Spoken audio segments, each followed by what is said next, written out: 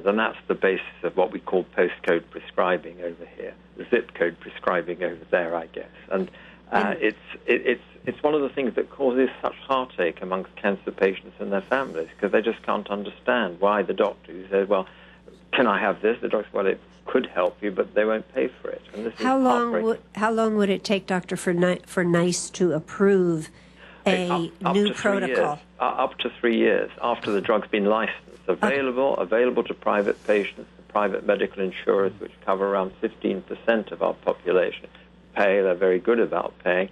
NICE takes a long time, and it's very thorough, the analysis. And if you look at their website at any of the drug analyses they've done for cancer or others, it's extremely thorough, but it's very time-consuming. And they seem pretty mean quite a lot of the time. Certainly, my view as an oncologist, they seem mean, but it's a matter of how you prioritize. You allow a bureaucratic structure to prioritize on behalf of individual patients. Doctor, as you know, being an oncologist, 3 years with many forms of cancer means a death sentence. And right. I don't want that for Americans. I don't think anybody wants that for Americans, for themselves, for their family, for their loved ones. That's not what American health system should be all about. No. Thank you very much, Doctor, for participating. Ms. Biggert.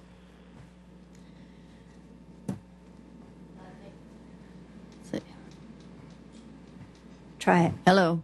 You're fine. Thank you, Chairman. Is it off? Okay. My question is for Dr. Sikora. I have a daughter and her family that live in London, and they've been there for 11 years. They love it. And I asked her a couple questions about the healthcare system there, and I'd like to ask if you have any information on this.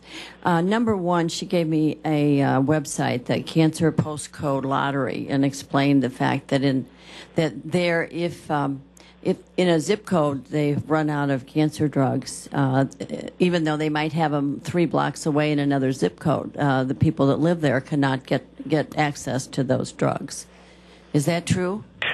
It's not quite they run out. It's because there are 152 of these primary care trusts that are independent decision makers, that for certain drugs that have not been approved centrally, it's up to each individual PCT whether they'll approve it. Now, whether they approve or not, they depend whether they have the money and the budget at the time of year, and whether they feel they'd rather support cancer versus maybe some other aspect of healthcare. And that's the problem. It's the vagaries of the system. Okay, I guess I was thinking more of the allocation rather than what they had. Exactly. Well, and then we see that, for example, breast cancer is the rate of cure is about in the 60% percentile versus what we have a much higher rate here in the United States. Doctor, is that your impression? Our numbers would indicate that if you have early detection of cancer in the United States, absolutely. Do you have any percentages on that? Yeah, I mean, the early detection of cancer is greater in the U.S. than Europe, and I think the one of the good things about the government-run service, it can do prevention screening programs very well. So our breast screening program is a population-based screening program based on call and recall. And it covers 90% of the population come forward for that. So that's just been a tremendous achievement that can only be done, I guess, in a government service. But governments are great at public health, screening, prevention, education. They're not great at delivery of care. That would be my observation. Okay. Then there was another question that the expectation of getting these drugs, experimental drugs, and particularly with cancer, that if a patient decides that they want to go to a private doctor in the UK, they can get access to these experimental drugs. They pay for them, and then they cannot go back into the public sectors to get just the regular drugs. Is that true? That's changed slightly. Last year, there was a review on what are called top-up payments. And exactly that. You have the regular drugs from the government, NHS, and then you pay privately to have what are called the top-up drugs. And that has now been approved. Our government did a U-turn during the autumn of last year and agreed that that would be the case because there was quite a lot of an outcry that, you know, the people that want to top up their drugs, they've paid for their they've paid their taxes for their NHS drugs, so why not let them top up? And the public didn't object. It was the sort of ideologists, mainly to the left of centre, that objected to this inequity. I think that was a good idea, and probably that shows the power of objecting to things like Exactly. that. Then just the other one is that with having to go to the private doctors, and my daughter said, well, you can go to the public sector, you can get an appointment if you, let's say you've got a rash on your arm, you go to the doctor and they say, yes, you need to see a specialist, we will refer you. You can get that first appointment right away, but then they say, well, it's 18 months when you can get the appointment with the dermatologist. Yeah, there are huge delays. For cancer, they've been corrected. We now, but the trouble is, you have to know you have cancer. In other words, if a lady has a breast lump that's clearly, to the general practitioner, feels like malignant, she will be seen and treatment will be started within 2 to 3 weeks. But unfortunately, for many illnesses, you know, dermatology, getting a routine dermatology appointment, as you say, can take up to a year. And if that's the case, then it's a melanoma, then you're going to delay a cancer diagnosis.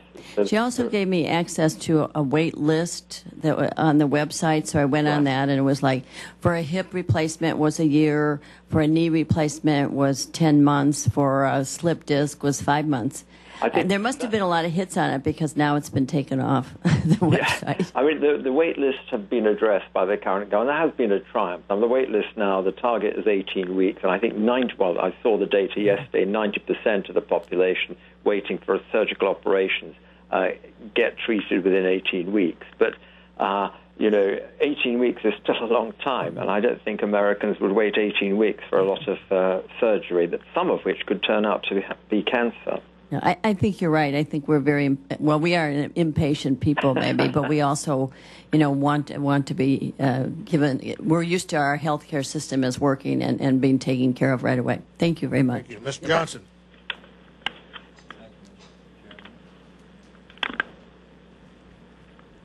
I got help from my aide over here, my family doc.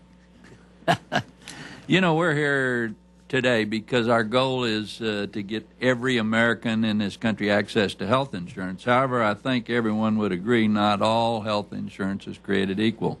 And based on what we've heard today, health insurance does not equal access to health care. The health care bill currently before the House creates a government-run health care plan that studies show will force over 100 million people into their from their current health coverage. Based on the testimony of our witnesses, I believe it's critical we talk about what kind of coverage the Democrats in this Congress are deciding is good enough.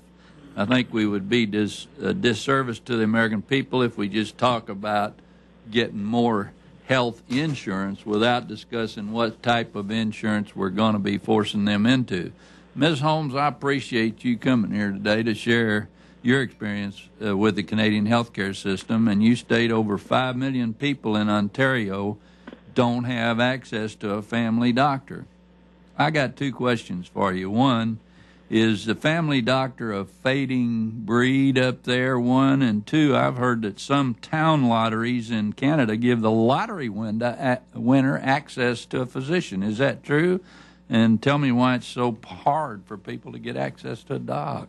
Well, it's actually 5 million people in all of Canada. It's about 800,000 in the province of Ontario. So each province has different shortages of family doctors. Family doctors are your gateway to any specialist, any testing. You cannot get anything without that family doctor.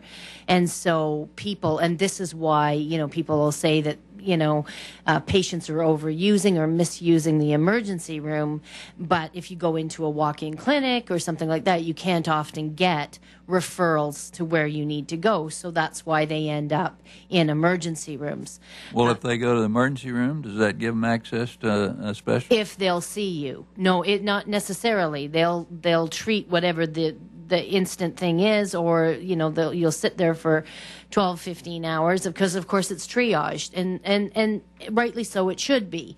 So, you know, there is a patient responsibility not to misuse the emergency rooms, but unfortunately these people have no choice.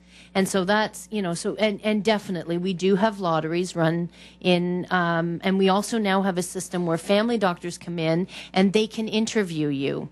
And you have to go in for an interview, and they can decide whether or not they want you as a patient. There was a very upsetting article, in my opinion, done in a magazine in Toronto by a doctor, and he laid out how to be a really good patient and to get accepted by a family doctor. And the number one thing was to be nice. And quite often, tell your friends, oh, can you see my friend because he's really nice? And quite often when you're sick, you're not the nicest person if you're on a wait list. I always try to credit myself that I have been nice. So, however, I thought that was very, very sad. The other thing is there are shortages within them that, you may only get a physical once every 2 years.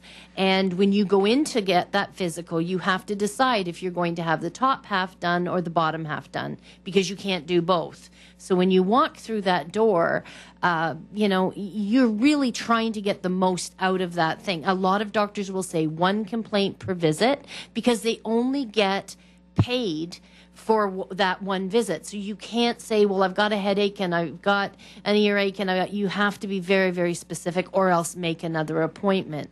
So, and the other thing that's happening too is that if you can't get in to see your family doctor, if you're one of the fortunate ones that have a family doctor and something happens after hours, or you can't make a daytime appointment, can't get in, or it's too long to see them, if you go to a clinic and some doctors make it as much as 3 times. Some doctors will make you sign a piece of paper that you just go once. They can drop you as a patient. So you have a contract with them. You said top or half or lower half. Yeah. Yeah. At the belt line? I know. It is, I feel terrible because I have the most wonderful family doctor, and that's been the hardest thing for me. And this whole thing about me speaking out has put a tremendous pressure between myself and her, because everybody will lay blame on who did the right thing, who didn't do the wrong thing, and it has been considered the backlash that I'm getting from the Canadians about being here speaking out is that I'm an embarrassment and I am anti-Canadian. And I think that it's so sad, because I think Canadians should be embarrassed that I have to be here talking. I think even if one person from Parliament, from OHIP, from any place of position, the doctors that let me down, an apology from one of them would go a long, long way.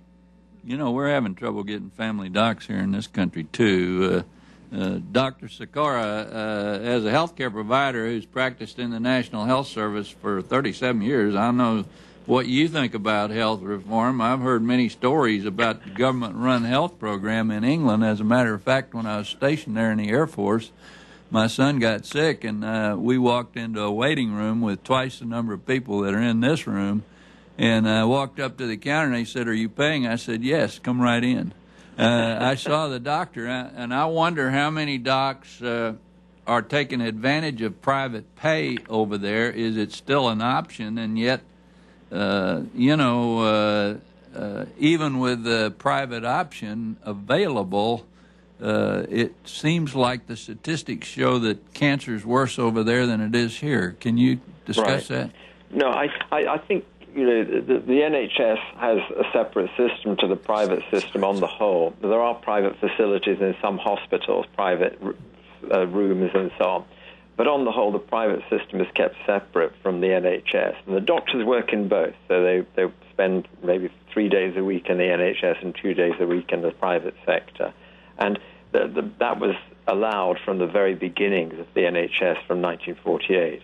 I think the problem now is that the technology's moved on. We work in teams. It's not just a lone doctor doing things. You're treating cancer, it's a whole team of people. If you're doing hip replacement, again, it's a team, including rehabilitation, occupational therapy, and so on. So that, of course, means that you have to rigidly divide the private and the public systems. But I think the problem governments have is this inability, government-run systems have the inability to meet innovation, to head on. And because all the time you're firefighting to try and keep up with the target.